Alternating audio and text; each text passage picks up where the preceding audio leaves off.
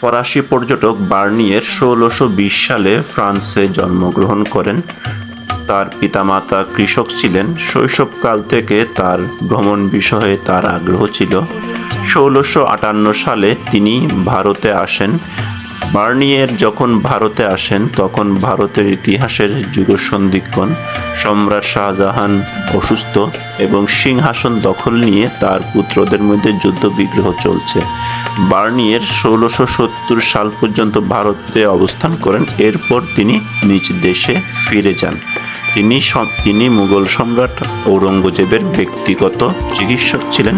1672 সালে তার বই travels of the Mughal empire বইটি প্রকাশিত হয়। 1688 সালে বার্নিয়ের ফ্রান্সে মৃত্যুবরণ করেন।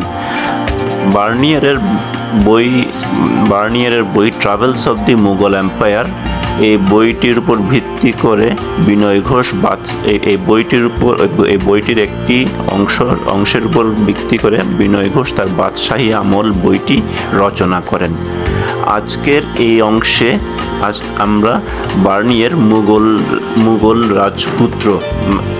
রাজপুত্রদের সম্পর্কে বিস্তারিত বার্নিয়ের যা বলেছেন, মুঘল রাজপুত্রদের সম্পর্কে বার্নিয়ের যা বলেছেন সেই সম্পর্কে আলোচনা করব।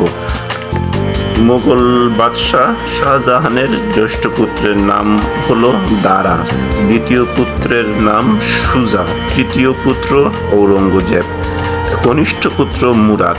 কন্যা বেগম সাহেবা হলেন জ্যেষ্ঠ রাজকুমারী, আর কনিষ্ঠা রওশনারা বেগম বা আলোক কুমারী। তো আমরা প্রথমে শাহজাহানের জ্যেষ্ঠ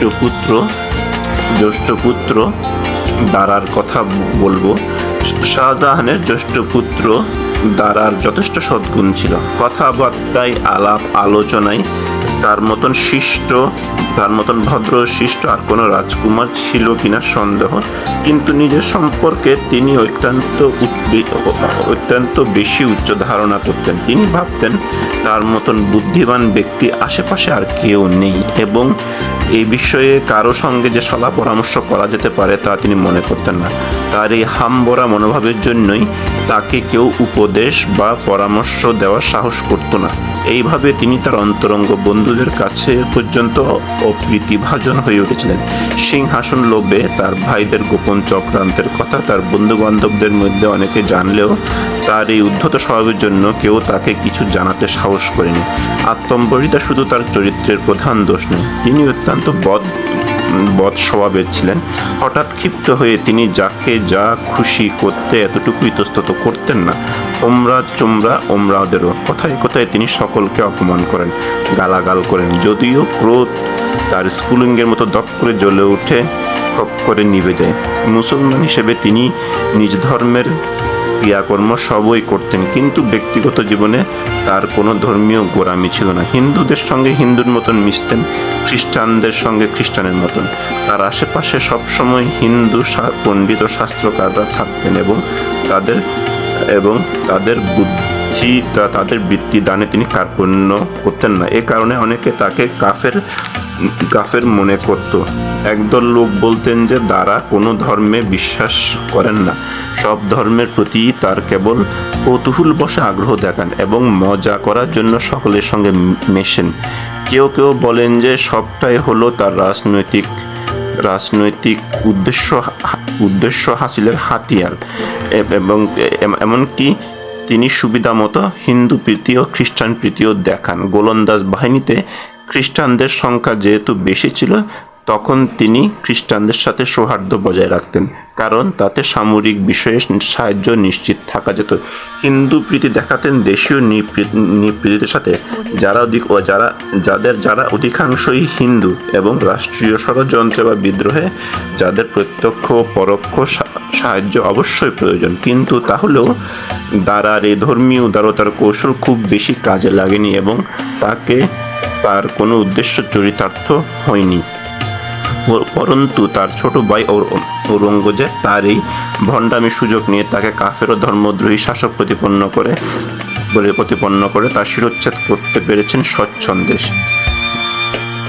এরপর আসে সম্রাট শাহজাহানের পুত্র সুজা। সুলতান সুজার চরিত্রের মধ্যে দারার অনেক দিক থেকে সাদৃশ্য থাকলেও তিনি আরও বেশি হিসেবি, বুদ্ধিমান, দূরদর্শী, দৃঢ় প্রতিজ্ঞ ছিলেন এবং ব্যক্তিগত ব্যবহারেও অনেক বেশি মার্জিত ছিলেন। ষড়যন্ত্র করতে সুজার মতন ওস্তাদ আর কেউ ছিলেন না। নানা রকম উপহার, পুরস্কার ইত্যাদি দিয়ে তিনি গোপনে ওমরাওদের হাত করতেন এবং যে কোনো ষড়যন্ত্র করার সময় এইসব আমির ওমরাওদের তিনি ব্যবহার করতেন। এভাবে যশবন্ত সিংহের মতন বড় বড় হিন্দু রাজাদের পর্যন্ত নিজের দলে এনেছিলেন। কিন্তু তার চরিত্রের একটি মারাত্মক দোষ ছিল। ইন্দ্রিয়াসক্তি তার এত প্রবল ছিল যে তিনি তার কৃতদাস বললেও ভুল হবে না। স্ত্রীলোক পরিবেষ্টিত হয়ে থাকলে তার কোনো হুঁশ থাকতো না। সারাদিন সারা রাত তিনি নাচ গান হল্লার মধ্যে থাকতে পারতেন। তার মোসাহেবদের তিনি বিভিন্ন উপহার প্রদান করতেন এবং তিনি তার নিজের ইচ্ছা মতন তার চাকরদের বেতন বাড়াতেন এবং কমাতেন। সুতরাং কোনো ওমরার পক্ষে তার জীবনের দৈনন্দিন ধারা থেকে বিচ্ছিন্ন হয়ে থাকার উপায় ছিল না। অন্তত স্বার্থের খাতিরেও সুলতান সুজার সঙ্গে ওমরাওদের প্রমোদ সমুদ্রে গা ভাসিয়ে দেওয়া লাগতো। তার ফলে তার রাজ্যের অবস্থা তেমনি শোচনীয় হলো। প্রজাদের দুঃখ দুর্দশা ক্রমেই বেড়ে যেতে লাগলো এবং অভিযোগ জানাবার বা আবেদন নিবেদন করার কোনো উপায় ছিল না। কার কাছে কি জানাবে তারা? সুজা ও তার ওমরারা দিন রাত মদ ও স্ত্রীলোক নিয়ে মশগুল থাকতেন। সুলতান সুজা পার্সিদের ধর্মে বিশ্বাসী ছিলেন, তুর্কিদের নন। ইসলাম ধর্ম বহু সম্প্রদায়ে ভাগ আছে। গুলিস্তানের কবি শেখ সাদির মতে 72 সম্প্রদায়। তার মধ্যে দুটি সম্প্রদায় প্রধান, তুর্কিপন্থী, পার্সিপন্থী। তুর্কিরা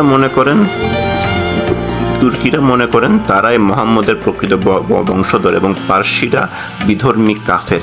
আবার পার্সিরা মনে করেন তাদের আচরিত ধর্মই আসল ইসলাম ধর্ম, তুর্কিদের ধর্ম নয়। দুই সম্প্রদায়ের মধ্যে বিদ্বেষ ভাব ও শত্রুতা অত্যন্ত তীব্র। সুলতান সুজার পার্সিপন্থী বা শিয়া সম্প্রদায়ভুক্ত হবার কারণ হলো রাজনৈতিক। যেহেতু মোগল সাম্রাজ্যের অধিকাংশ আমির ওমরা শিয়া সম্প্রদায়ের মুসলমান এবং মোগল দরবারে তাদের প্রভাবপ্রতিও বেশি, সেজন্য সুজাও শিয়াপন্থী। কারণ এতে তার ওমরাওদের দিয়ে কার্য উদ্ধারের সম্ভাবনা অনেক বেশি থাকে। এরপর আসে ঔরঙ্গজেব ভিন্ন প্রকৃতির ছিলেন। জ্যেষ্ঠ দারাশিকোর মতন তার বাহিরের চরিত্রে কোনো মাঝাঘষা চাকচিক্য ছিল না, কিন্তু তার বিচার বুদ্ধি ছিল অসাধারণ।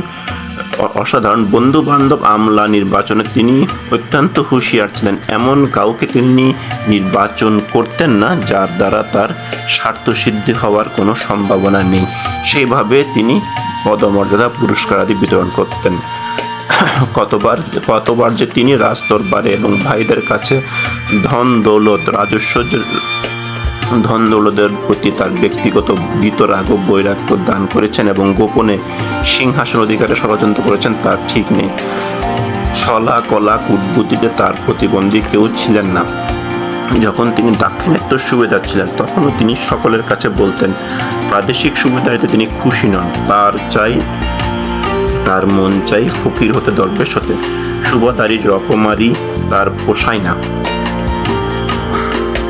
তার মন চাই আল্লাহর দয়া, আল্লাহ তাআলার কাছে ইবাদত করে তার জীবনের দিনগুলো শান্তিতে কাটাতে। অথচ তার জীবন ঠিক এর উল্টো পথ নীতি ধরে চলেছে আগাগোড়া। একটার পর একটা চক্রান্ত না করে তিনি যেন স্বস্তিতে থাকতে পারতেন না।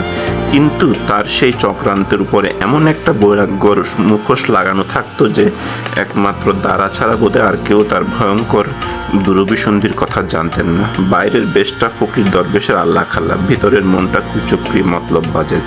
এই হলেন ঔরঙ্গজেব, সম্রাট শাহজাহানের তৃতীয় পুত্র। ঔরঙ্গজেবের প্রকৃতি সম্বন্ধে শাহজাহানেরও উচ্চ ধারণা ছিল না। দারা সেই জন্য তার অন্তরঙ্গ বন্ধুদের কাছে প্রায় বলতেন যে তার সব ভাইদের মধ্যে নামাজি, যিনি তাদের নামাজ পড়েন, ভাইটিকে নিয়ে তার দুশ্চিন্তা সবচেয়ে বেশি। মুরাদের চরিত্র। অন্যান্য ভাইদের তুলনায় কনিষ্ঠ মুরাদ ছিলেন সবচেয়ে বুদ্ধিহীন। তার একমাত্র চিন্তা ছিল আমোদ প্রমোদ বিলাস ব্যসন, তাতে তিনি 24 ঘন্টা মশগুল হয়ে থাকতেন। এমনিতে অবশ্য তিনি উদার প্রকৃতিরও ভদ্র ছিলেন। তিনি প্রায় গর্ব করে বলতেন যে কোনো রাজনৈতিক চক্রান্তের তিনি ধারেন না এবং গোপন চক্রান্তে তিনি ঘৃণা করেন, কারণ ওটা কাপুরুষের ধর্ম, বীরের ধর্ম নয়। তার ধর্ম বীরের ধর্ম। তিনি তলোয়ার ও বল পরীক্ষার প্রকাশ্য নীতিতে বিশ্বাসী ছিলেন। মুরাদ অবশ্যই খুব সাহসী ছিলেন, কিন্তু সাহস তার যথেষ্ট থাকলেও বুদ্ধি বিশেষ ছিল না। মুরাদের যতটা সাহস ছিল, তার এতটুকু যদি বুদ্ধি থাকতো তাহলে বলা যায় না হয়তো তিনি বাকি 3 ভাইকে সরিয়ে দিয়ে স্বচ্ছন্দ হিন্দুস্তানের সম্রাট হয়ে বসতে পারতেন। তো আজকে আমরা সম্রাট শাহজাহানের 4 পুত্র সম্পর্কে বার্নিয়ের যে বিবরণ দিয়েছেন তা বললাম। যদি আমার বিবরণটি ভালো লাগে তাহলে আমার এই ভিডিওটিতে লাইক এবং সাবস্ক্রাইব করবেন। আজকে আমি এখানেই এই ভিডিওটি সমাপ্ত করছি।